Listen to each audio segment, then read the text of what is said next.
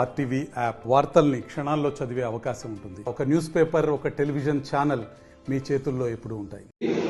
ఇవాళ వేదిక మీద కూర్చున్న వాళ్ళు ఎవ్వరం భోజనలే కానీ డిసిసి జిల్లా కాంగ్రెస్ పార్టీ మాత్రం ముందట కూర్చున్న వాళ్లకు కడుపు నిండా భోజనం పెట్టినందుకు జిల్లా కాంగ్రెస్ పార్టీకి ధన్యవాదాలు తెలియజేసుకుంటూ మరి గత 14 సంవత్సరాలుగా అంతకుముందు ఉద్యమంలో పాల్గొని ఆ రోజు నేను జిల్లా అధ్యక్షుడిగా ఉన్నప్పుడు టీఆర్ఎస్ పార్టీకి ఇక్కడ చాలా కొద్ది మంది మాత్రమే ఉన్నటువంటి సందర్భం.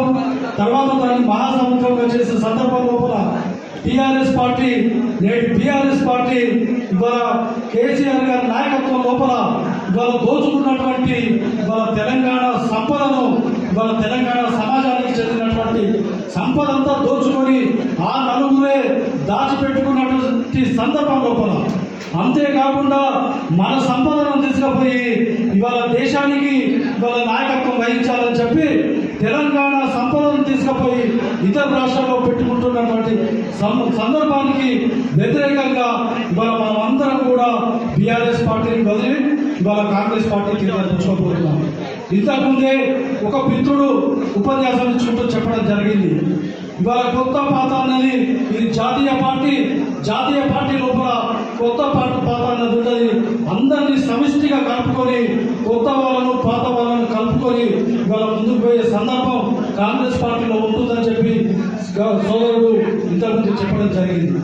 మరి అదేవిధంగా మనం కూడా ఈ పార్టీలోకి కొత్తగా వస్తున్నటువంటి సందర్భం లోపల పాత వారిని గౌరవించుకుంటూ మనం కూడా ముందుకు పోవాల్సినటువంటి అవకాశం మనకు ఉంటుందని చెప్పి కూడా ఈ సందర్భంగా మీ అందరికీ కూడా తెలియజేస్తున్నాం. మనం రాగానే ఇక్కడ మనకు కిరీటాలు కావాలంటే మాత్రం అది మనం ఆశించడం కొద్దిగా భారతీయ జనతా పార్టీ ఇవాళ టీఆర్ఎస్ పార్టీ దాన్ని పొందబెట్టడం జరిగింది.